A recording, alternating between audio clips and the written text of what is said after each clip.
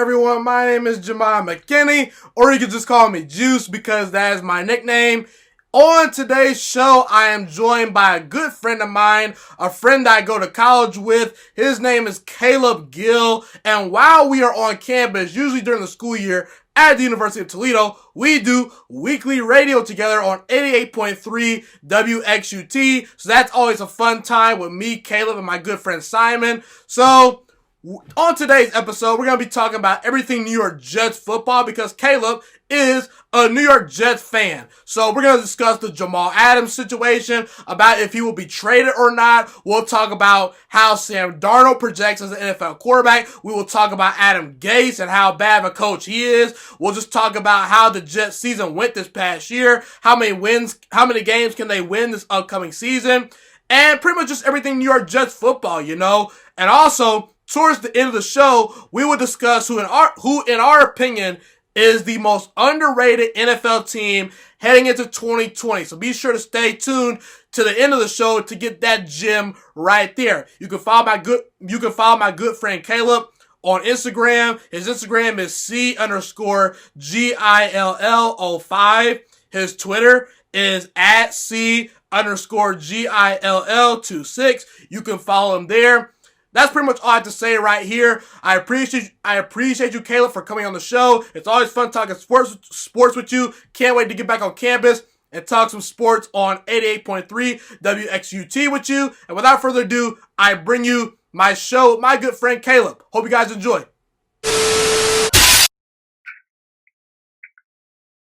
Hello. Hey, what's going on, Caleb? How you doing, man?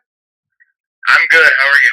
I'm good, man. So for those of you that do not know, as I mentioned in my intro, Caleb is a guy that I go to college with. He's a Jets fan, and we do weekly radio together. So I'm excited to get you on to talk about your Jets. So before we get started, tell the audience why you became a Jets fan. Well, I was born in Germany. My dad was in the service. About 2008, we moved back to the United States. I was introduced to football around that time, and I really started getting into the NFL around 2009, 2010. And around that time, the Jets were going to back-to-back AFC Championship games. They had LaDainian Tomlinson, Antonio Holmes, Darrell Revis. Those teams were stacked, and it was just so much fun to watch those. And then since then, it's been just large disappointment. Got it. I understand that. So let's just get into how the Jets season went this past year. The Jets go 7-9 this past year. Obviously big additions in the offseason, Le'Veon Bell and CJ Mosley. Those were some of the key additions. Le'Veon Bell did not have the greatest season. CJ Mosley obviously got hurt, so those were disappointments. And look, I didn't expect the Jets to make the playoffs. I felt that they were just a team that was kind of up and coming a little bit. Obviously, Sam Darnold gets mono. The team is unwatchable when he was not playing. And, when he comes back, the team actually looks like a real football team. You get some big wins versus the Cowboys. The Raiders actually were playing pretty well. Then you guys, destroyed them at home. You beat the Giants. But then there were some stinkers in there, 31-0 versus the Patriots. And I got to be honest with you, Caleb, Adam Gase kind of looked bad in some of these games as the head coach. So, look, I don't think that Jets fans should be disappointed about their season simply because Darnold had the mono. And I don't think that even a realistic Jets fan believed the team was probably going to make the playoffs. Maybe you did. You could, dispute me on that. But that's just my thoughts. So kind of talk about how the season went this past year. Well, there was a lot of high hopes heading into the season. Sam Darnold going his second year. Adam Gase was brought in because he was supposed to be this quote-unquote offensive guru. But those never became true, it seems like. The first game of the season, the Jets were up 16-0 against the Bills. DJ Mosley gets hurt, and then the Bills win 17-16, and then that started the downhill climb from there, or fall from there. Sam Darnold got mono, like you said, and the Jets' offense just became anemic. There was nothing there. Most of their points came off of defense and special teams around the Luke Falk times, and it was just bad football. And Luke Falk was a guy that Adam Gase, that was supposed to be his backup. And I've watched backups all over the NFL this past season succeed at least once or twice. And when you have an offensive guru, supposedly like Adam Gase, you hope that the offense will be able to put some points on the board with the backup quarterback, and they never did that. And then Sam Darnold finally came back from mono, had a good game against the Cowboys. Things started looking great from there. But that was some stinkers, like you said. The Jets became the first team in NFL history to lose to two teams that were 0-7 and worse in the same season. They handed the Dolphins their first win and the Bengals their first win this year. That was disappointing and embarrassing as a Jets fan. And the end of the season off 6-2. But you look at those games, they were against the Giants, the Redskins, Raiders were all right. Their Week 17 game was a victory over the Bills JV team. There's not much to be proud of at this point. We just expected a lot more. And honestly, Week 7 and 9 kind of seems disappointing, especially when you think of the strength of schedule that the Jets had. The Jets had one of the easiest schedules in the NFL and couldn't capitalize. Even though Sam Darnold had mono, there was still time to capitalize, and they just never did. Adam Gase has, since becoming head coach of the Dolphins, his offenses have plummeted. Ever since leaving Peyton Manning, actually, if you think about it, he's had, the last few years, 29, 30, 31, 32, like in that order. Like, it keeps progressively getting worse in total offense. So, Jets fans are really disappointed with Gase right now. I have a shirt that says Fire Adam Gase, if you remember that. I do remember that. I remember that. And if you look at a lot of the success that they had at the tail end of the season, it wasn't really the offense. It was really Greg Williams and that defense who showed that even though you're missing a lot of pieces, you can still win. The Jets had a top 10 ranked defense, even though they were missing their C.J. Mosley and their other next two linebackers. They lost Avery Williamson and Blake Cashman, who were their 1, 2, and 3 middle linebackers. Their corners were atrocious. Tremaine Johnson was awful and should never gotten the big contract that he did. Darryl Roberts is a mediocre backup. He should not be starting. But they were still able to get a top 10 defense. And that's another thing that's irritating for Jets fans is you have a guy on one end of football who is able to adapt and able to show that, yes, we're hurt. Yes, we may not have the best players, but we still perform very well. Where on the other side of football, there was a lot of blame, or a lot of excuses, I should say. The offensive line was bad. The offensive line was bad, but it was also coached very poorly. You could see times where the offensive line would just stand up and not know who to block. It's not like they were just letting guys through and not blocking very well a lot of the time. They just didn't know their assignments. So that's on coaching. And then the scheme and the lack of adjustment throughout the game. The first drives for a lot of these games were very good. They were very good on the script. And then they go off the script and they have to learn how to actually be a coordinator and call plays on the fly, and they just couldn't do it. So this upcoming season, it's got to be make or break for Adam Gase, who made no adjustments to his coaching staff that ranked 32 in total offense. Sam Darnold still does not have a quarterback coach, which is very disappointing. And his offensive coordinator is his best friend. They were in Chicago together. It was just 7 and 9 looks good on paper, but when you watch the season and why they're 7 and 9, it's just still disappointing. Gotcha. You make a lot of good points, and I agree with a lot of things you said. So, look, it's a quarterback and coach league, so I want to get to Sam Darnold and get your thoughts on how he projects and just the situation he's in right now. Let's kind of go back to, college. In college, I felt Sam Darnold was a good prospect. Not necessarily a great prospect, but I saw some tools that I liked. I thought that the reason why I was not on the Sam Darnold is a great prospect hype train was simply because I saw some turnovers, some bad decision making under pressure, and just a little bit of recklessness to his game. But I do have to admit that he didn't have great coaching at USC. Clay Helton's a solid head coach, but at times he kind of underwhelmed me. So Darnold still had to overcome some things in college, but I thought that he was a franchise quarterback if he fully pans out. And in the NFL, I'm not totally all in on Darnold right now, simply because I see some bad interceptions. I see some, at times, inaccurate throws. And, it just kind of gets to a point where I just don't quite know what Sam Darnold is going to become. You can make the argument that Darnold can become a great franchise quarterback. There's an argument to be made for that. But at the same time, you can look at Sam Darnold and say, okay, there's an argument maybe to be made that he may not pan out. But at the same time, I'm going to give Sam Darnold the benefit of the doubt simply because the Jets' offensive line is atrocious. Who's his best weapon? Robbie Anderson? I mean, we thought Le'Veon Bell would be great this year. He didn't perform up to par. And at the end of the day, Sam Darnold is still 23 years old. So I'm not going to tell you that I'm going to project Sam Darnold to be this franchise game-changing quarterback. But at the same time, I see the potential at times. I just don't know what he can become because I think that he's set up to fail. And I see a guy that's just not able to overcome dysfunction. And he does have some problems. The precision, the accuracy at times can be an issue. So I'm just kind of in wait and see mode. And if I had to project, I just don't think Darnold's going to work long term. So what are your thoughts on Darnold? And should Jets fans feel very optimistic? I do think that he is definitely the future so far, but only time will tell. I'm a big Sam Darnold fan. One of his issues, like you mentioned, was his turnovers in college. If you look back at his senior year, a lot of those turnovers were fumbles.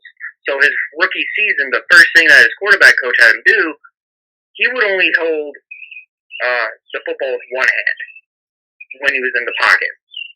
And that caused a lot of the fumbles because of defense would come in, swap the ball down. He didn't have that good protection. That's one of the first things his quarterback coach his rookie year did was get him to learn how to hold the ball with two hands. And that definitely helped in terms of the fumbling. The interceptions, it's kind of part of his game. I hate saying that, but Brett Favre had a lot of interceptions, but he also had a lot of these wild-type plays. And if you get more wild-type plays than the interceptions, then it kind of... We've had a lot of bad quarterbacks in the last couple decades. So getting a Sam Darnold who can make these wild-type plays is really refreshing for us. And also, he has had some terrible coaching from college to the pros. Clay Helton was not a great coach. His coach's rookie season got fired. And then his second season, he's learning another offensive system, which I still don't think is that great of a system. And then the Jets have not surrounded him with the right talent. A lot of times, a lot of quarterbacks, their success depends on where they're drafted. So Lamar Jackson, I credit a lot of his success to the fact that he fell to the Ravens. Russell Wilson ended up in a great spot with the Seahawks. Tom Brady ended up in a great spot with the Patriots. It just kind of depends on where you go to, and the Jets just have been a dysfunctional organization. I still have hope for Darnold, and I don't know about this season, mainly because the Jets' schedule this season is pretty horrible. They have the second toughest strength of schedule, and he's pretty young still. He's got the talent, and the offensive line did get a little better. And I think just with that, an offensive line that is just mediocre this year will be a lot better for Sam, because he doesn't have to.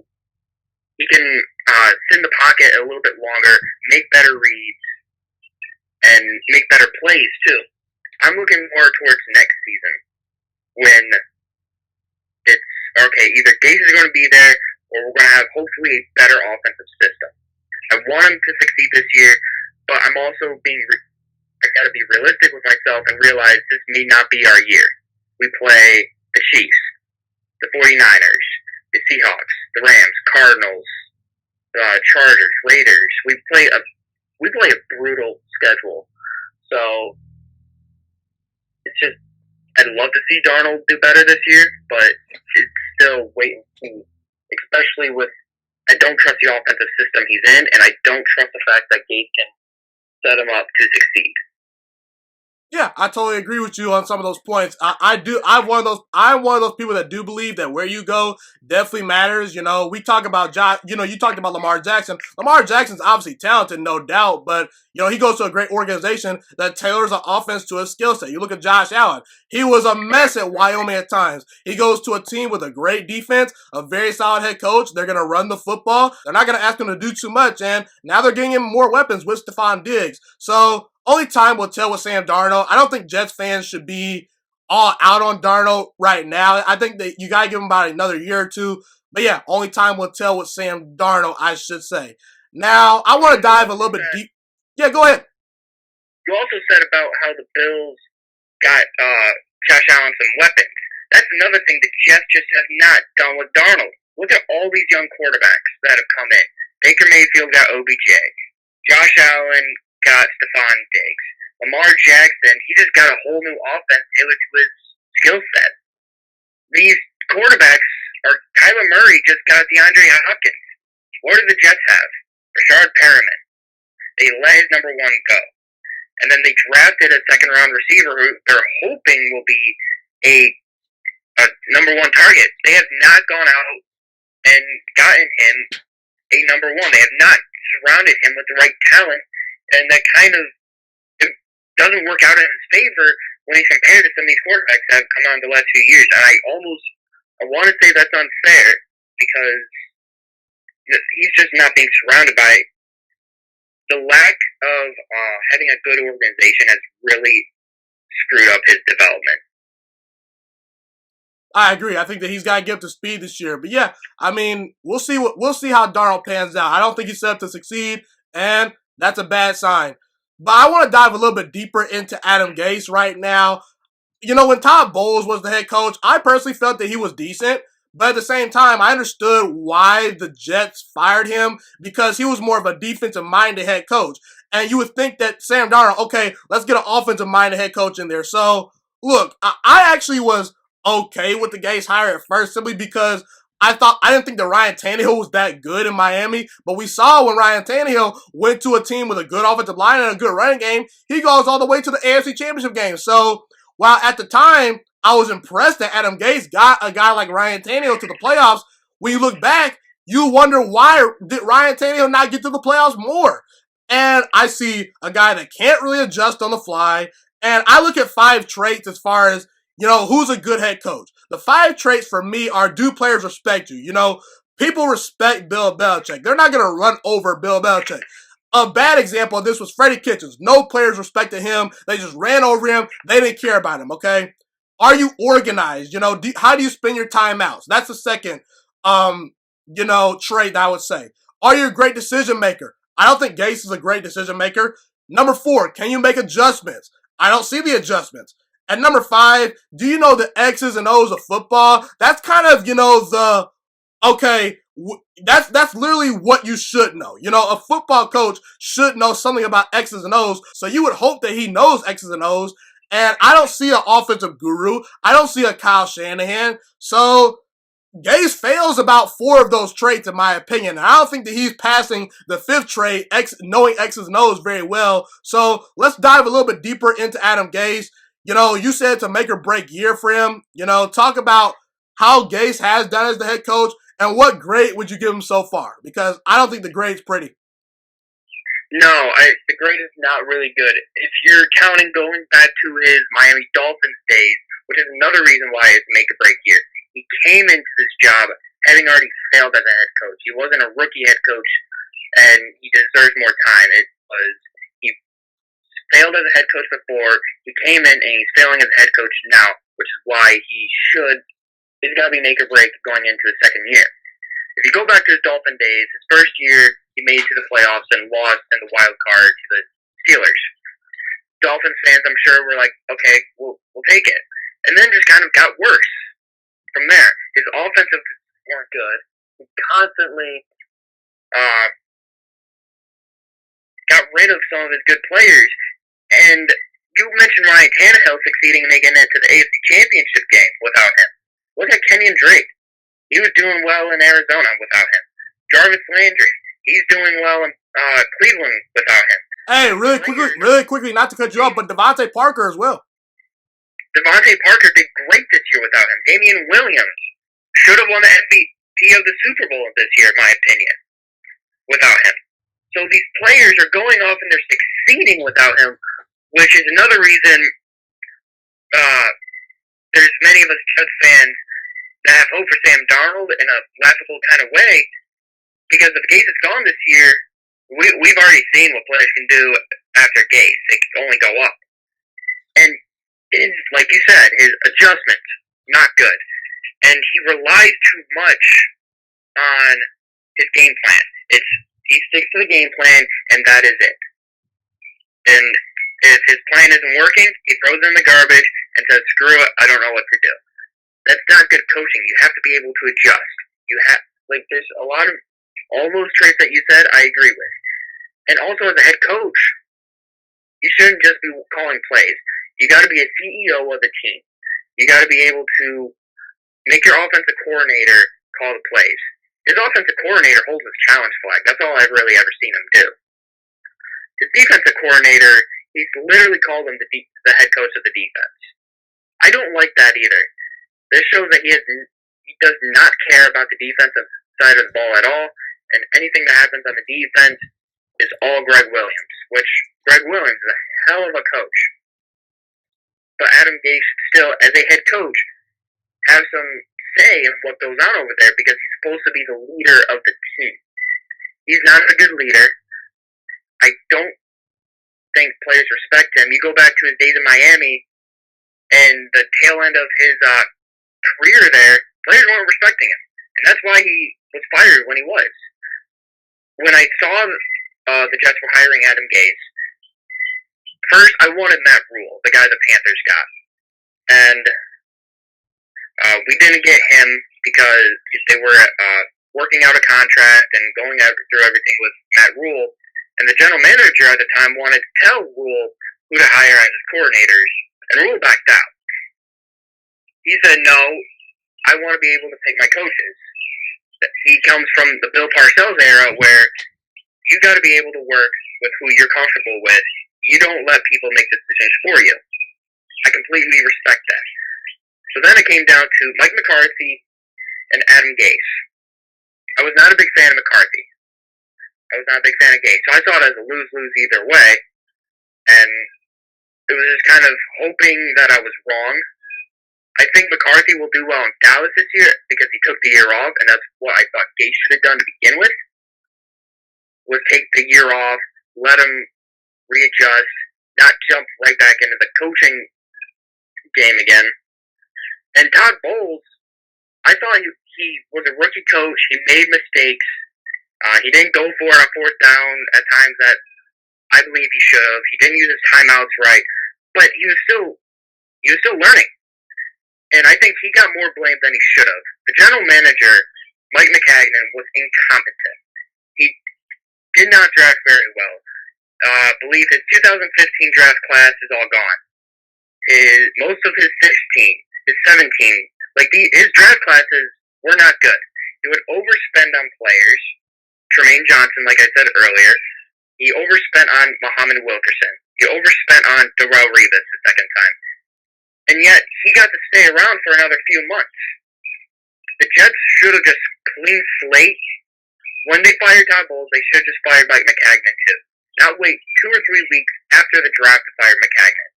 And then they should have just done a full coaching and general manager search from there, instead of McCagnon leading the search and him trying to find a guy that'll help him keep his job.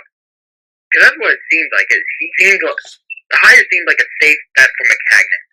It was like, okay, well, if he fails, then I guess we'll both fail, but he's already done this before, and it's a safer bet instead of taking a chance on a rookie coach. And that ended up backfiring in a few months. It's just a whole mess and a lot of dysfunction from this organization. And Jets fans are just fed up with that. Gase is good, bad, and he should have been gone last season, in my opinion. But he He went 6-2 at the tail end of his season, and that's what the Jets beat writers and the owners were feeding off of. So it's just very disappointing that that's what we have leading our team right now. And I feel awful for Sam Darnold that he has to go through all this crap right now and just act like that Gase is a great head coach when we as fans can clearly see he's not. So, Jamal Adams, one of the best safeties in the NFL. I think he's right up there with the Honey Badger, right up there with Derwin James, right up there with Earl Thomas. He's a great player, and he's lived up so far up to the 6th overall pick, the spot that he was taken. Now, from what I've been reading, there were conversations about, the general manager making it clear that they were not going to trade him. There were maybe some potential extension talks, and then reports surfaced that he was kind of on the trading block. And that kind of ticked Jamal Adams off a little bit. And he said that he wants to be traded. So he's listed off a bunch of teams that he would like to go to. And honestly, it's kind of a mess in a sense that, okay, you probably don't want to make that promise to Jamal Adams that you're not going to trade him, because if a team gives me a king's ransom for a player like Jamal Adams, I know he's great, but he's a safety. So, and you're not winning right now. It's not like you're in win now mode. So you could potentially look to move on from Jamal Adams and maybe build up the offensive line. Maybe get Sam Darnold some more weapons. So that's just my mentality. It was a mess from the start. Now, personally, I would consider actually trading Jamal Adams because, for one, he's not happy right now, and you're losing right now with him. So, you can say he's a great player, but I think that offensive lines, defensive lines, I'm talking edge rushers, pass rushers, and wide receivers, your weapons, that's what wins in the NFL outside of quarterback play. So if I'm the Jets, I'd honestly look to trade Jamal Adams for all those reasons. And we'll get to some teams that, we think are good for Jamal Adams if he was to be traded. What teams make sense. But just give me your thoughts on the whole Jamal Adams situation as a Jets fan. Well, it started off at the trade deadline last year when the new general manager came from the Eagles. He came from the Ravens,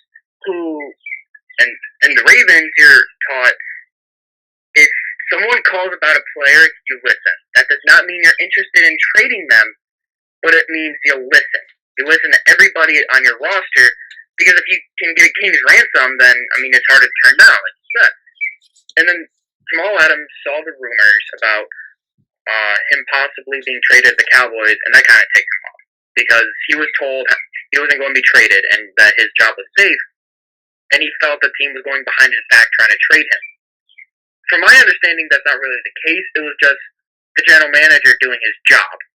And then this offseason came around. The Jets told Jamal Adams' camp that we can start talking contract negotiations after the combine. His contract, he's got 2 more years left on his contract, plus a franchise tag. The Jets are in no rush to get a contract done with him at this point, right? So the Jets don't see a rush, but they don't mind starting the contract negotiation. And then a giant pandemic hit, and that stopped any talks from happening. And there's so many question marks about the league this year. If the league plays with no fans, they lose $3 billion, I think I read, in revenue. And if that's the case, the salary cap's going to go down like $20 to $30 million per team. If the salary cap goes down, the Jets will be in the hole. They'll have negative salary cap. So the Jets don't want to make a move, commit to someone long term right now, if they don't know what's going to happen in the future. Also, you have to look at his draft class, too. He was drafted in 2017, in the first round, right? So look at who in his draft class, in that first round, has signed a new deal already. Myles Garrett is still waiting on a new contract. Deshaun Watson is still waiting on a new contract. Patrick Mahomes is still waiting on a new contract. Christian McCaffrey got his. He got a new contract, and that's great for him. And that's what Jamal Adams is running off of, is that McCaffrey got. But no one else in his draft class in that first round, Marshawn Lattimore, hasn't gotten it. There's a lot of players right now who still are waiting on their next contract But teams, this is not just the Jets that are worried about this. It's mostly all 32 teams that are worried about what's going to happen with the salary cap, what's going to happen with this season, and how that's going to impact what we can pay our players. And Jamal, rightfully so, wants to get paid. He is the best player on the Jets defense, arguably on the team. He has been there. He has played lights out. But what the reports I'm reading kind of make me a little furious. It's pretty much, all right, Jets, you pay me $20 million, or you make me the highest paid player on the defense, which CJ Mosley signed a huge contract last year for about $17.5 million per year. The Jets want to make Jamal the highest paid safety, which right now that would be anything more than $15 million a year. Jamal, from the reports I've seen, is either the Jets pay me a crap ton of money now, or trade me to a winning team, and I'll wait out the contract. I'll wait for an extension. I don't really like that from a fan standpoint. So it's saying, pay me or trade me to a team that's on my list. And if the Jets don't trade you, how do you go into the locker room this year? And you're supposed to be the team leader. You got a C on your chest for a reason. How are you supposed to go into the locker room this year and be like, hey guys, sorry, I wanted to be traded to a better team, but I'm not, or I haven't been, so I'm here. The locker room's going to be funny. Like, it's not going to be funny, but the chemistry is not going to be right, I don't think. It's just a huge mess right now. I think Jamal Adams is blowing it out of proportion. And it's like every other day or so, he's putting something on Instagram about maybe it's time to move on. Well, we Jets fans have loved and adored him. He's been a fan favorite. And now he's pulling this crap. And there's a lot of fans that are turning against him right now. Now, if he resigns and he plays well again, that might go away. But the fact that he put out a list of teams, he already figured out the 7 or 8 teams he would welcome a trade for. Like, do you think the Jets really care about who you want to be traded to? If the Jets trade you, it's going to be because they got the best trade package from that team. It's just a huge mess, and I can't see it ending very well either. I think it ends in a trade at some point. The Jets aren't going to be they're not going to move fast on this. They have no reason to. Like I said, the Jets have all the control right now. They have all the leverage. Jamal is trying to gain some leverage, it seems like, by throwing temper tantrums on Instagram or Twitter and trying to just deteriorate the relationship between him and the Jets even more. That's the only leverage he's really gaining. Because if he misses training camp, if he misses games, he loses money. So if he wants like the Le'Veon Bell situation with the Steelers a few years ago. A lot of people don't think he really won that situation. I really don't either. Because even in the end, he still lost a crap ton of money by not playing. If Jamal Adams misses a season or misses training camp, he's going to miss a crap ton of money by not being there.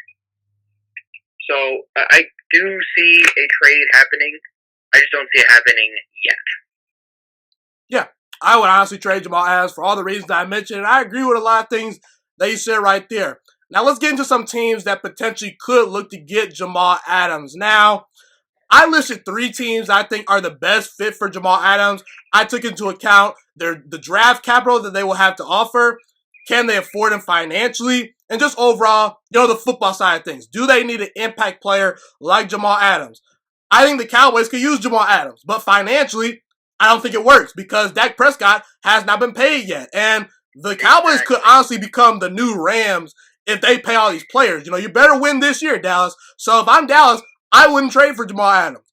I look at the Texans. I think that would be an excellent fit, but Bill O'Brien, he's used up all his draft picks virtually. So I don't think that the Jets are going to budge because I don't think that the Texans have the draft capital. The Eagles, after this year, their cap situation is a mess. So while it would be a good fit, and I could see Philadelphia making this move. If I'm their general manager, I'm kind of hesitant to make that move. So I look at 3 teams: Seattle, Kansas City, and Tampa Bay. Seattle's the perfect fit because they need a player like Jamal Adams. Their defense is good, but they don't have a stud player like Jamal Adams on their team. He'd instantly probably be arguably their best defensive player. And we saw it in the playoffs. In the first half, they couldn't stop Aaron Rodgers. Russell Wilson was great in that second half, but that game was lost because the defense kind of let Seattle down. So I think Jamal Adams would be a great fit for them. I think that the Kansas City Chiefs probably are up next because, see, Patrick Mahomes is the best player in football in my opinion. And he's going to want a crap ton of money when he gets his opportunity. Now, will he take a discount? I don't know. I think that he's the type of quarterback that would do it. I think Patrick Mahomes is a good guy. But in reality, when you're paying a quarterback all that money, you can't, re-sign all these players. So why not stack up right now and get an impact player like Jamal Adams and re-sign him, and boom, you got the Honey Badger and Jamal Adams. Excellent safety tandem. I look at Tampa Bay. Tampa Bay has the financial stability. They've got the draft picks, and they're in win-now mode right now with Tom Brady. Why not get an extra piece in that secondary to help out that defense? Carlton Davis and Jamel Dean are talented, but they just need that one more impactful player, I would say. And I think that Jamal Adams would be happy to go to Tampa Bay. He could compete for a Super Bowl title potentially this year, and I like the fit. So what are 3 teams that you think are the best fit for Jamal Adams? You may have the same teams as me. You can build off that. What are your thoughts? Well, I like the Tampa Bay for more than just winning now. Who's the defensive coordinator in Tampa Bay? Todd Bowles. Exactly. Todd Bowles coached Jamal Adams his first two years in the league, and Jamal Adams has always praised Todd Bowles. Absolutely loves the guy. So I could definitely see a fit there. Todd Bowles already knows how to use him, and I could definitely see that working out well. I don't know the Buccaneers cap situation at the top of my head, but I'm sure they have the draft capital. But the Jets aren't just going to look for capital; they're going to look possibly for an impactful player too. Can they get a wide receiver? Can they get a corner? Can they get another already proven player in return? Seattle is another one I've seen too, and I like that one as well. Seattle Seahawks were at their best when they had a really good secondary. Jamal Adams could help make that secondary so much more better. That didn't sound like good English in my head. Anyway, No, that was good, man. That was good. You're doing good. So much more better doesn't sound right, but anyway, that Seahawks defense would be a lot better with Jamal Adams. He could almost be like the Earl Thomas for them. Their corners are pretty solid right now. I really like Griffin. The Seahawks could trade Marquise Blair and a first or something like that in a package. The Eagles make sense to me too because of the general manager that the Jets have. The Jets came from the Eagles, so they already have that relationship already built in together. Joe Douglas was the right-hand man to Howie Roseman. So if Roseman is willing to throw in cornerback Rasul Douglas and a draft pick or something else too for Jamal Adams, I'm sure Douglas would listen. But also, like I mentioned earlier, the cap situation is not. If fans aren't going to be in the stands this year, the cap situation is going to be bad for all 32 teams. So will teams be able to afford what Jamal is asking for? Between $15 and $20 million per year range for a safety. I get he's a safety, but he is more than just your box safety. His coverage on tight ends is very good. He can sack. He is the Jets' best edge rusher as a safety. So he's a very impactful player. He deserves to be the best or highest paid safety. The $20 million a year that I've seen that he wants from the Jets, I think is a little outrageous, but I could see the Buccaneers, the Seahawks, or the Eagles because of relationships that have already been built, and also for the Seahawks, last time they were really, really good and going to the Super Bowls was when they had impactful safeties. Now we're going to shift to the 2017 draft. I know I didn't really talk about this topic with you, but I think that you could probably answer this a little bit right here. So, in that 2017 draft, I felt the Cleveland Browns should have taken Deshaun Watson number 1 overall. Now, looking back, you probably take Patrick Mahomes number 1 overall. I know that Myles Garrett is great, but I said, nope, Deshaun Watson, he's that guy. And obviously, you probably would like to have Patrick Mahomes over Watson. I know that the gap's not as wide as in my opinion, the gap's not that wide. I think Deshaun Watson is an elite quarterback. Mahomes is the best player in football, but, I think that Watson's kind of been held back by his organization a little bit. Either way, I think when you look back, Cleveland kind of got it wrong. And a lot of teams passed on Patrick Mahomes and Deshaun Watson, and the Chicago Bears, they traded for Trubisky. Which is mind-boggling to me. And as a Packers fan, I'm happy. But when we look at the Jets, you're a Jets fan, and so Jamal Adams, obviously one of the best safeties in the NFL. You can make the argument he's the best overall safety in the NFL. There's definitely an argument to be made right there. He's lived up to the 6th overall pick, but he's a safety. So when I look back, I look at the Jets and I think, why didn't you take Deshaun Watson? And I didn't think that Mahomes would become this great, but I saw a guy that was at least going to be a legit quarterback. I thought that he was a franchise quarterback.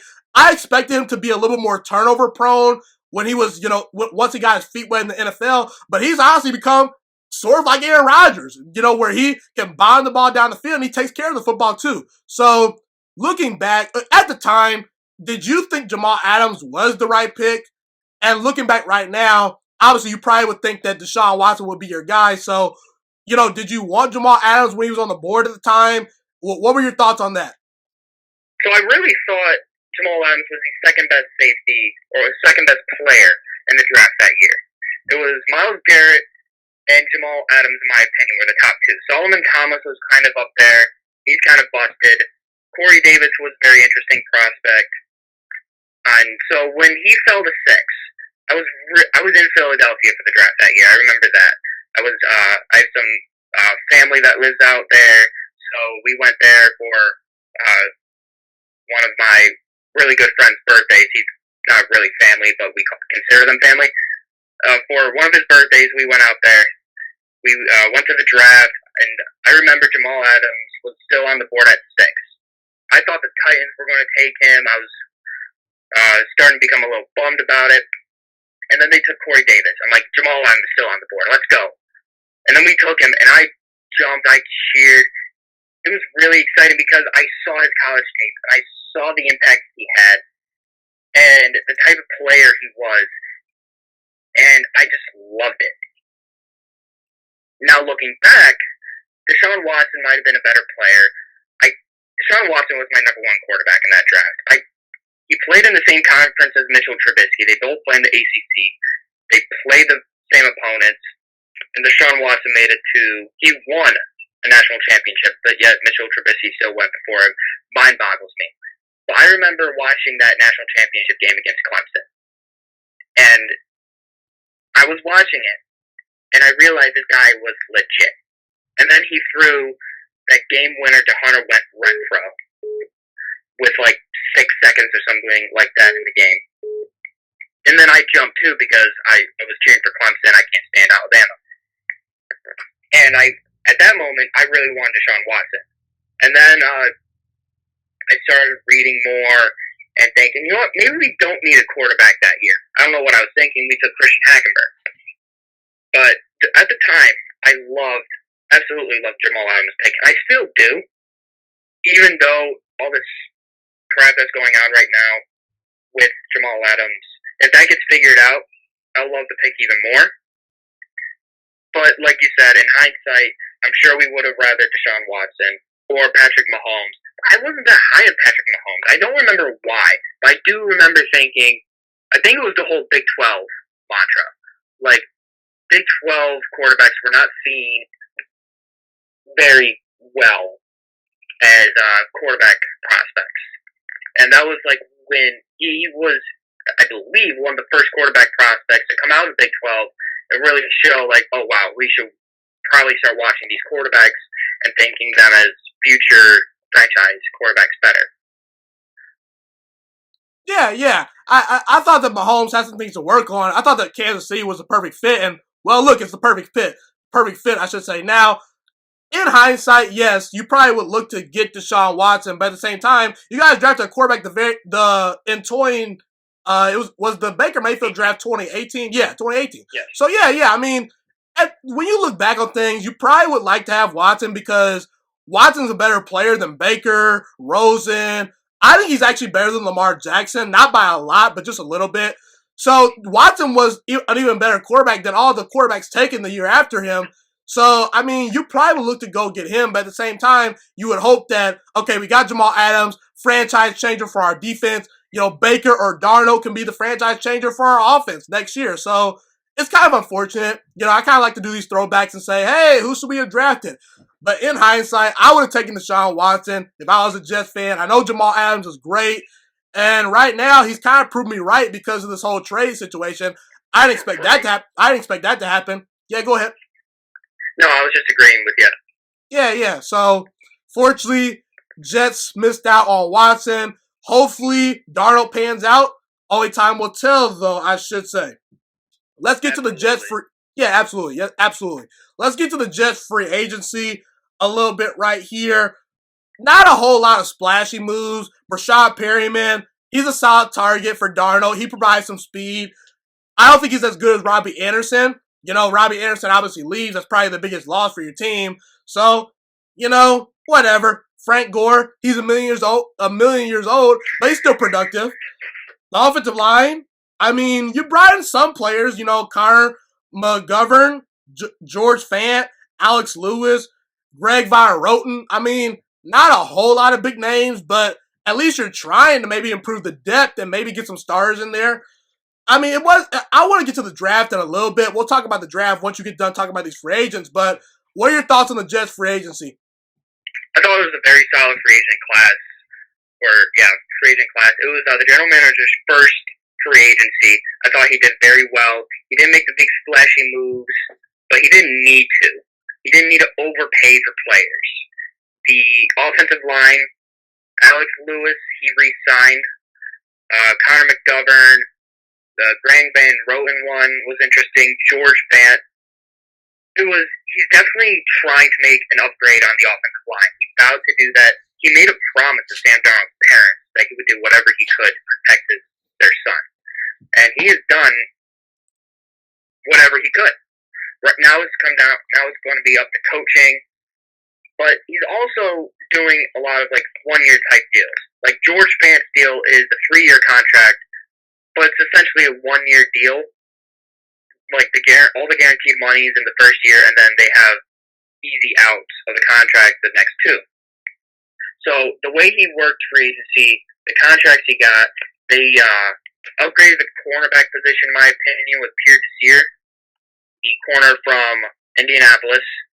They got C.J. Mosley's right-hand man from Baltimore, Patrick Owasser. Something like that. Yeah, Something like that. So they made upgrades. The Rashad Perriman swap for Robbie Anderson is the biggest negative because Rashad Perriman could be a great wide receiver, but Robbie Anderson already had the relationship with Darnold. And when you have that wide receiver-quarterback relationship, that's one of the more important aspects of an offense. You have to have that relationship with each other. And especially this year with the pandemic and not being able to go work out. You don't have the OTAs where the mini camps. You don't have all this time to work with each other and try to develop that. You got to go into training camp and get it now. I think that's going to be a problem.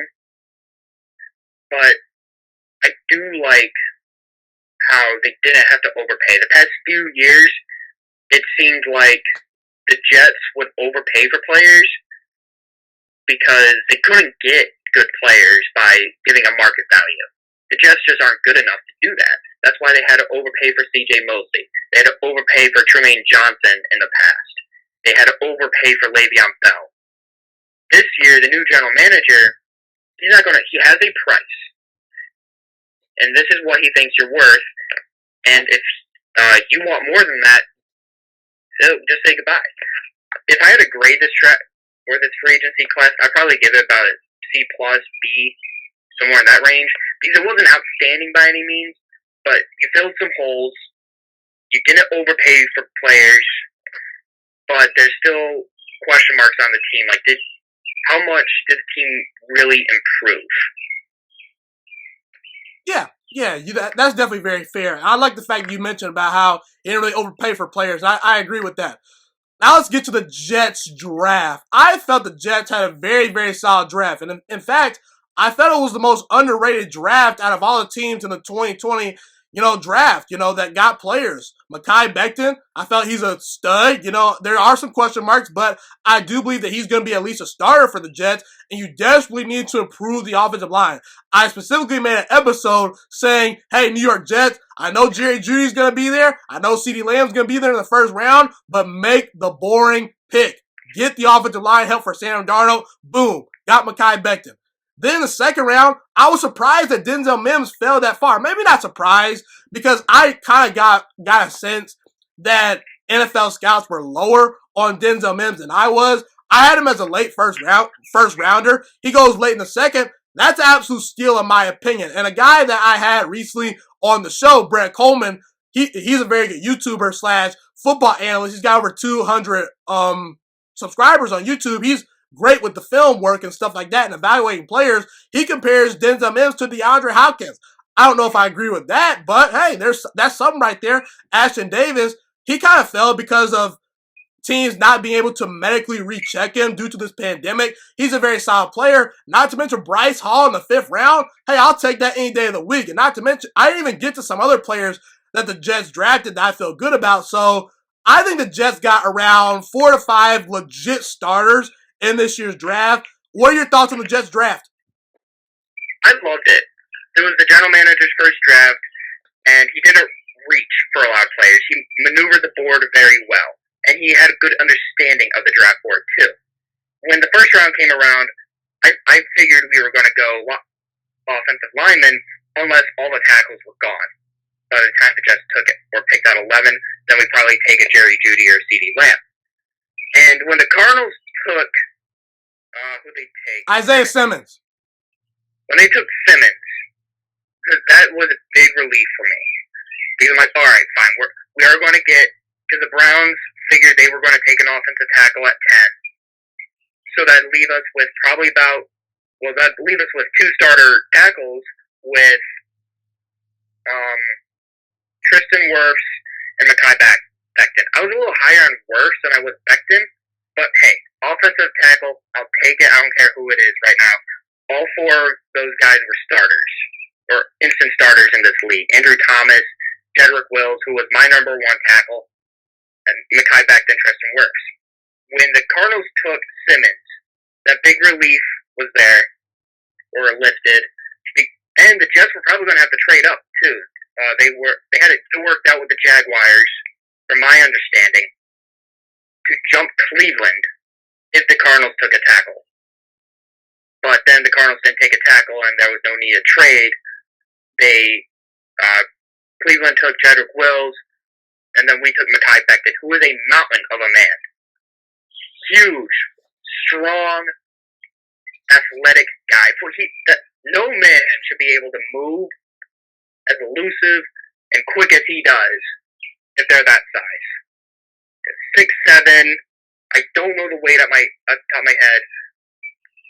He's a massive guy that can move. He's got a lot of potential. Absolutely. Go to the second round.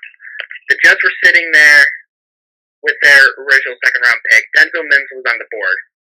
And a lot of Jets fans, including myself, were like, all right, we'll just take Denzel Mims and we'll be fine. And then they traded down. And we're like, what are you doing? You have the wide receiver there. Why aren't you taking him?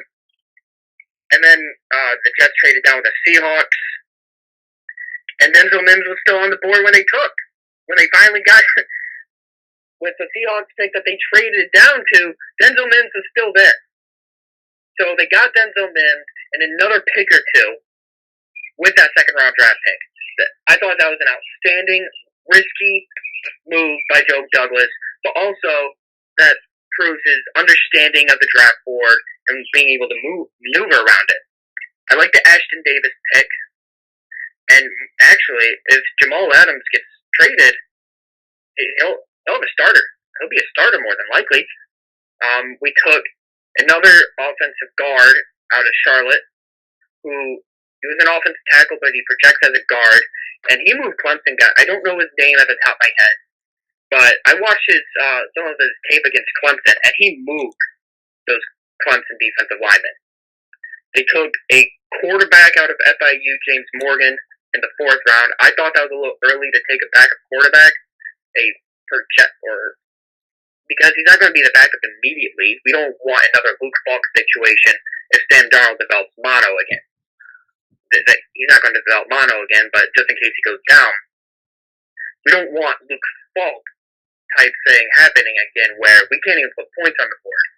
So I thought that pick was a bit of a reach, and then they took Bryce Hall. When he's going to be a starter eventually, as long as he can stay healthy, because he is a very talented corner. And then they took the best punter in the draft, Brandon Mann, who is accurate and he can bomb an 80-yard punt if need be. And with their last pick in the 6th round, they traded that for Quincy Wilson with the Colts, who was taken in the 2nd round 2 years ago. So with their 6th pick, they got a 2nd-round talent. I was very impressed with this draft class and very happy with it, especially after seeing some of these draft classes in the past where these players aren't even on the team anymore. So I was very refreshed and satisfied with Joe Douglas's first draft class. Yeah, I think that it was a great draft, no doubt.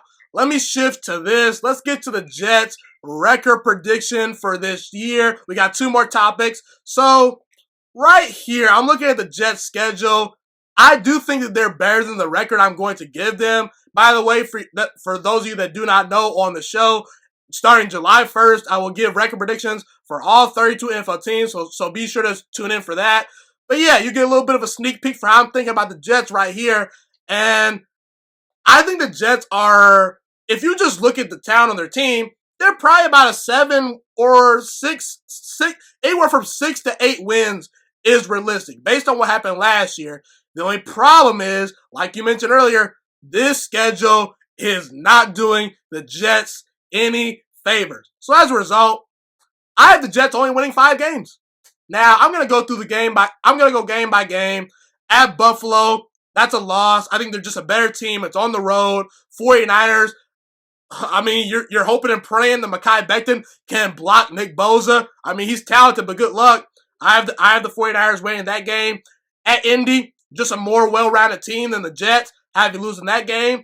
I'm very high on Denver, and I think that even though you're at home, you're going to lose that game. Now, versus Arizona, I'm going to give you the win. I don't think you're going to start out 0-5. I do think the Cardinals are a dark horse playoff team, but they're still young. They're about a piece or 2 away from me being really comfortable saying that. So, I have you beating the Cardinals. You very well could be the Chargers. I'm not sold on the Chargers this year, but it's on the road. I know there's not going to be very many fans, but when we line up the rosters, the Chargers, they got a better roster. Have that as a loss. Buffalo at home. I know you get them at home, but I'm high on Buffalo this year. I made an episode a couple days ago saying Buffalo's a dark horse Super Bowl contender. They're just a better team. I've been winning that game at Kansas City. Let's not talk about that. That's a loss. Patriots, I have that as a win. I'm not too sold on the Patriots this year. I think you come off a 3-game losing streak. You probably would have gotten blown out by the Chiefs. Usually teams that get blown out, tremendously, the 1 week tend to respond the next week. So Patriots is a win. At Miami, that's a loss. But I'd be splitting with them after the bye week and win that game. Vegas at home. I know you beat them last year, but I think Vegas made a lot of, moves to improve their offense this year. I think they'll just outscore you. So that's a loss. At Seattle, Russell Wilson is the best player in football, not named Mahomes. He'll win that game. Then at Rams and Browns at home, I think that's 2 straight wins. Then at the Patriots, I think that's a loss. So I've only got 5 wins. I don't want to be a Jets hater right here, but I just don't see it. What are your thoughts on the schedule?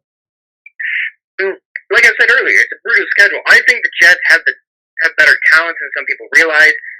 Well, I mentioned earlier, they had a top 10 defense last year, but they didn't even have they had CJ Mosley for 3 quarters healthy last year. That's going to be a tremendous addition to this team. If Le'Veon Bell plays better, that will be huge. And then the corners on the outside, I think they'll be better than they were last year. I mean, they have to be. The offensive line will be better. So the team, I think, has the talent to potentially be a wild card type team, but the schedule doesn't help them at all. I don't think they win more than 6 games this year because they just play a tough schedule. They play the AFC West and the NFC West. The NFC West, you said the Cardinals are a dark horse playoff team, but they also have the Seahawks, the 49ers, and the Rams in that division, who have those 3 teams have made it to the Super Bowl in the last few years. So that's a really tough division. They're all potential playoff caliber teams. And then the AFC West, you have the Chiefs. You have the Broncos, who I agree with you, they're wild card type team. They're up and coming. I like Drew Lock. And then they got Jerry Jeudy, who that's going to be beautiful to watch in Mile High this year. The Chargers, I gotta see what Justin Herbert is this season to really know how I feel about the Chargers, but I'm not too high on them either. And then the Raiders, they gotta be better this year than they were last year. So those 2 divisions, having to play those alone, will be rough. Sam Darnold has not beaten Baker Mayfield yet. He's 0-1 against. Wow, he didn't play. I forgot he didn't play. That was his game after mono this year that he didn't play. The Browns kind of have played well versus the Jets, is what you're saying. Yep. And then, Baker Mayfield has played well against the Jets. And then, it's a rough schedule. And a lot of those teams got better. I don't really see a team that really got progressively worse. The Browns got better by getting a new coach. And then their draft class, their free agency moves. The Browns should be contending for a wild card spot this year. Again, tough division, but they should be in that running this year. So I don't see any more than 6 wins, which I hate to say because, you always want 16-0, Super Bowl, but I just don't see it. And then I see at the end of the year, Gase being fired, and then Darnold getting his 3rd offensive playbook in his 4 years, 3-4 years now. It's pretty crazy, I would say. Yeah, I think that, honestly, the Jets, they could be better. There are some games that you guys could upset some teams. Like, I have you losing to the Raiders. You get the Raiders at home, you could win that game. There's some other games like that, but yeah, I just don't see it. And I think that the division, honestly, has gotten a lot better. I didn't even mention about how Adam Gase is going to be vastly outcoached in his division games. I look at Brian Flores, one of the best young coaches in the NFL. I look at Bill Belichick, enough said. I look at Sean McDermott. Yeah, Sean McDermott. He's an excellent head coach. So I don't have a lot of hope for the Jets this year. I think that not this year, but next year is where you look to hopefully maybe get some improvement, maybe a new coach for Darnold that actually knows what he's doing. So yeah, that's how I feel about the Jets. That's all the Jets topics we have.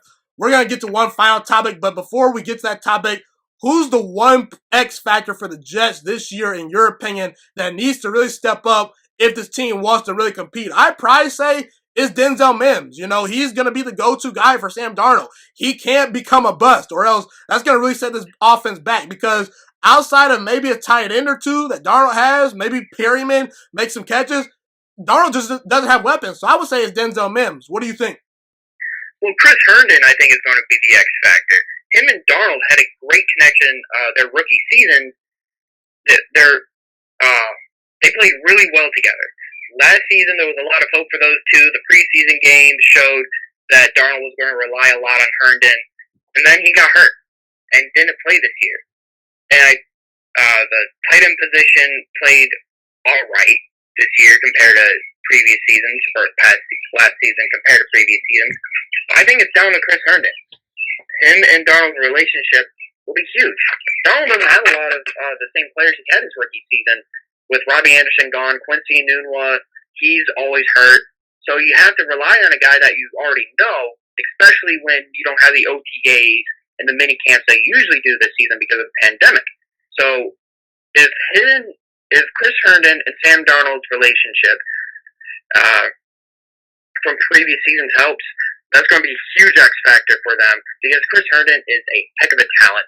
I've watched some highlights and recently because there's nothing else to really do right now with no sports on. And Chris Herndon's catch against the Packers, his game against the Colts, his rookie season was phenomenal. And he looked like an up-and-coming tight end who's going to be a real star in this league. But that was the big issue with him in college was he couldn't stay healthy. If he can stay healthy, that's going to be the X factor for this Jets team. Now, I actually thought about another, player that I want to mention a little bit. I would say on the defensive side of the football, it's got to be Quinnen Williams. I thought that he was by far actually the best player in that draft. I was very high on Kyler Murray. I was very high on Nick Bosa. I thought that Haskins was going to be great. I think that he's going to turn it around this year. We'll see about that. But yeah, there was a lot of great players. I say Quinnen Williams was the best defensive tackle and just overall the best player in that draft. And there was a lot of good players. And he kind of underwhelmed me this past year. So do you think that Quinnen Williams is the X factor on the defense? I absolutely do. He should. There was a lot of high hopes for Quinnen Williams being the number 3 overall pick, but also there was a lot of Jets fans, including myself, who thought we should have traded down a few spots and then drafted Josh Allen, the linebacker or edge rusher that the Jaguars took. Because we've had an edge rushing problem for the last decade and a half. We haven't had a good edge rusher. We've had solid guys, but nothing really great. So a lot of us fans wanted Josh Allen with the draft pick last year. And then we took Quinnen Williams, and we were sold on the fact that he was potentially the best overall player in the draft after Nick Bosa, and he could be the next Aaron Donald. And he underwhelmed. Granted, he was a rookie, but still, what we were expecting, he never showed it. So he's got to be a lot better this year. So I will agree that he's an X factor at the defense. Yep. That wraps up all of our Jets talk right there. We're going to get to one final topic. I always kind of like to, bring in an extra little topic when we talk about these, teams. So, most underrated team in 2020, in my opinion, I think it's the Washington Redskins. I really do. And the reason why I think they're the most underrated is because a lot of people think this team is absolute garbage. And I just don't see it. I don't understand the pushback. I know Giants fans are going to be mad at me for making this video. I know people are going to say, it's the Redskins. They're not that good. And I disagree. I don't understand the pushback. Las Vegas, the Vegas odds has the Redskins finishing as potentially the second worst team in the NFL by the Jaguars, and I just totally disagree. Ron Rivera, I believe, is going to turn this team around. He's a great head coach. He's been to a Super Bowl in the past, and when he got to Carolina, he immediately sparked that team. They were a 6-10 team. When he was in Carolina, when he first got there his first season, and I do think the Redskins actually can, double their win total from this past year. I felt it was a very rough season, but I think this team is talented enough to win 6 or 7, maybe 8 games. Now, their schedule is very tough, so I'm not going to go as far as saying they're going to win 8 games, but I'm more around the 6 or 7 win range. I really am.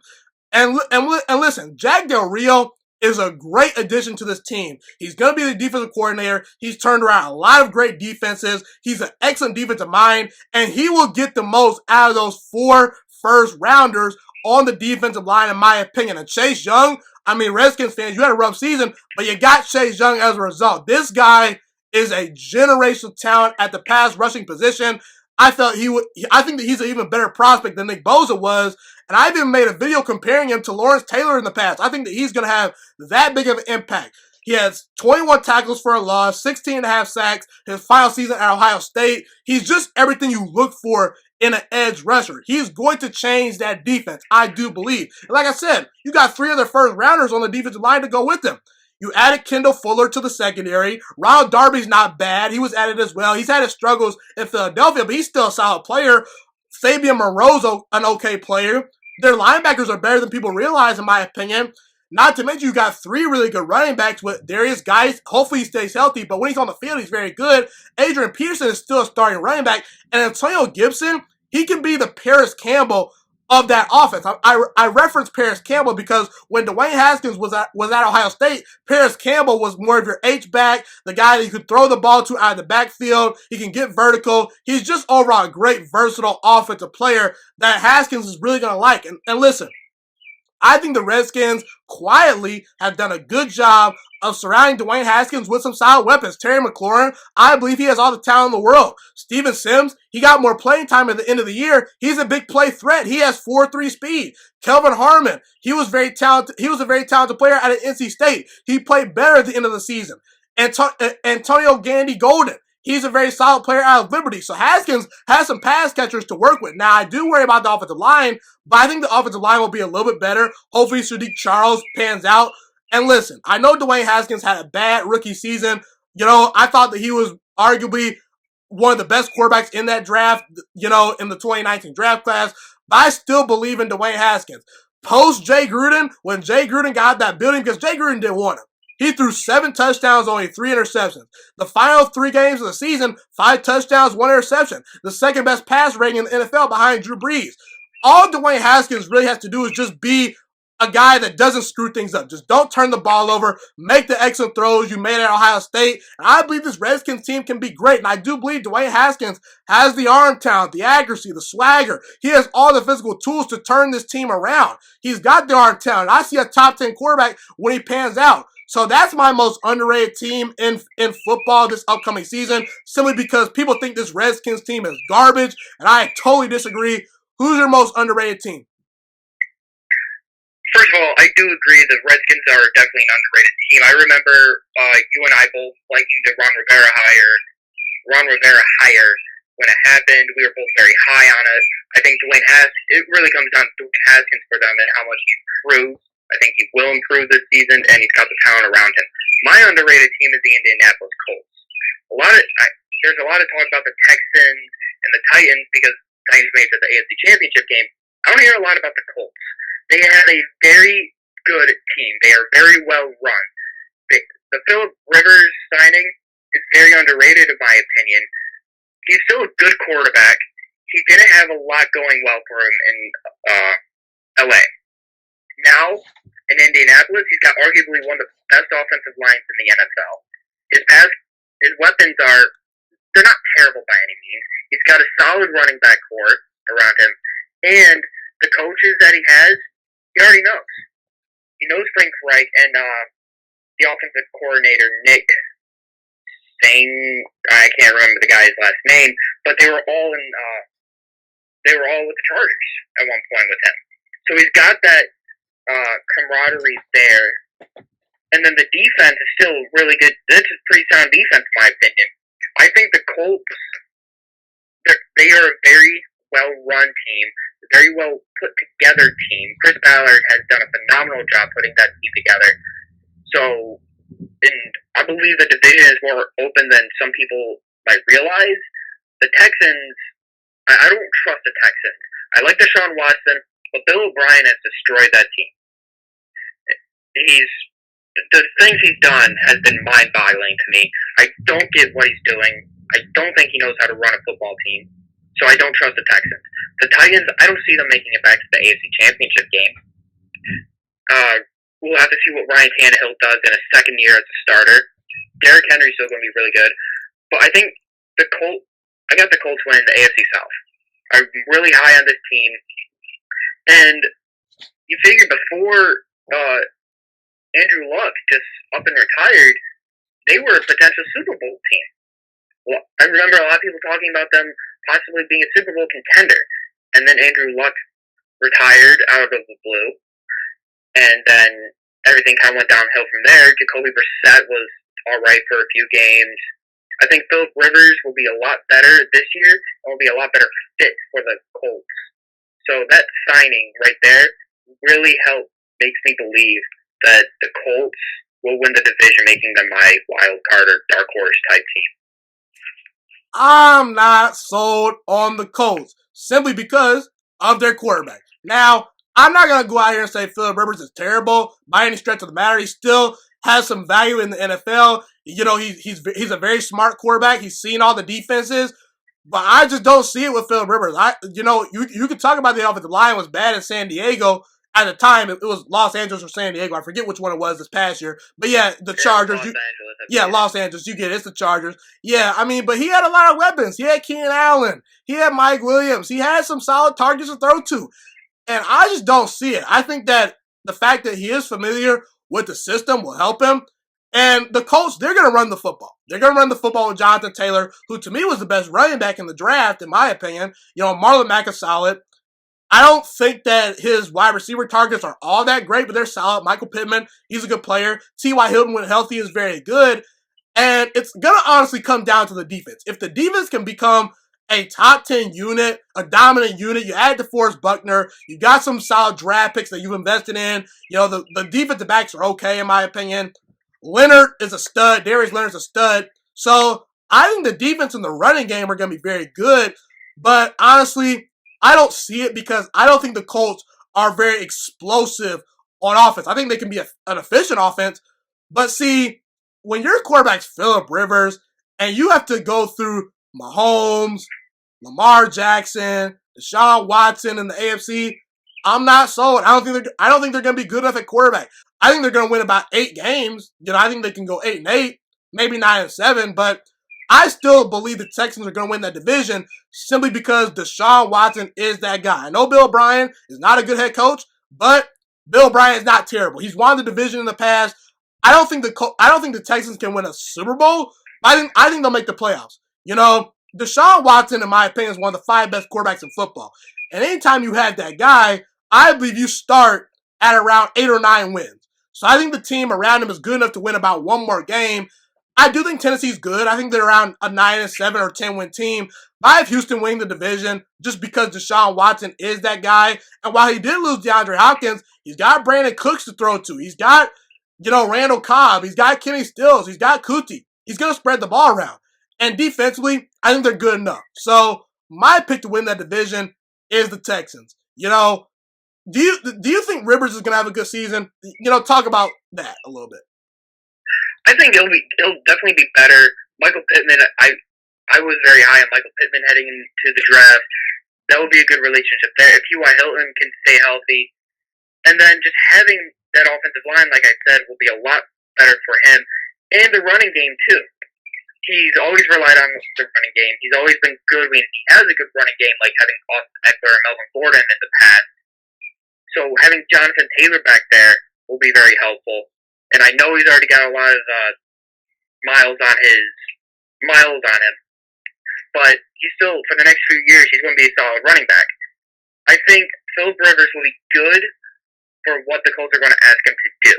They're not going to ask him to be Patrick Mahomes. He's not going to have to be Patrick Mahomes. But in that division, Deshaun Watson is a heck of a quarterback, but I don't like the skill set he has around him. And then the defense, I don't really like the defense. I like the Colts defense over the Texans defense. And then for some reason, the Colts, to me, seem like they're my favorite team in that division right now. And then, I really like the Philip Rivers signing for that team because he's already got the relationships built with a couple of those guys there. There's just something about that signing and that team that really makes me think that they could win their division. They're not going to the Super Bowl, but I don't really trust any team in that division to go to the Super Bowl right now. I get Deshaun Watson, the Texans, but I just don't. Brandon Cooks, there's a reason he's always moving around. Yeah. Randall Cobb is not himself. Kenny Stills, he's good for a few good plays. He doesn't have DeAndre Hopkins. Bill O'Brien went to the playoffs before, but he had DeAndre Hopkins. And I just don't know how this offense is going to function without him this year. And then the running backs, too. David Johnson? Really? I don't really like David. Lamar or Miller is coming off of an ACL. I don't trust the Texans offense. I trust the Colts offense a little bit more. Philip Rivers is old. He's been inaccurate. But I think some of those accuracy issues has been because his offensive line was bad with the Chargers. And he had to make quick decisions. When you have to make quick decisions, they tend to be bad decisions. With the Colts, he's got a better line. He'll have more time in the pocket to make better reads and better decisions, and I trust that better more. Yeah, it's going to come down to if Philip Rivers can make those 3 to 4 really good throws a game, and he's got protection, so we'll see how he does right there. But yeah, I'm not sold on the Colts. Sorry about that, Caleb. But man, it was great having you on. I appreciate you for coming on the show, man. It was fun talking some Jets football with you and some other topics as well. I appreciate being on. Thanks for having me. Yep, no doubt. Thanks, man. Thank you so much for watching this video today. Please also note that the Juice Alert Sports Podcast is not just a YouTube channel. It is available on all podcasting platforms, including Spotify, Google Podcasts, iTunes, and Apple Podcasts. Also, if you enjoyed this video, be sure to like, comment, subscribe, and share this content with all your friends. This podcast is my favorite thing in the entire world right now. It is my passion. And I want more people to listen to this podcast. I really want this podcast to grow. Also, a fun fact about me is that I want to go into the sports broadcasting and media world once I graduate from the University of Toledo, a college in Northern Ohio. I currently am a freshman there right now. I am looking to become one of the next great sports broadcasters and analysts out in the world. And I potentially would like to start my own network if this podcast really truly grows. Or if I fall short of that goal, I would love to work for a big time network like ESPN or Fox Sports 1. I am open to all networks. So if you believe in my dreams and you see or hear my passion through the screen, be sure to tell all your friends about the Juice Alert Sports Podcast. Stay motivated, you guys. Have a God bless day, and I'm out.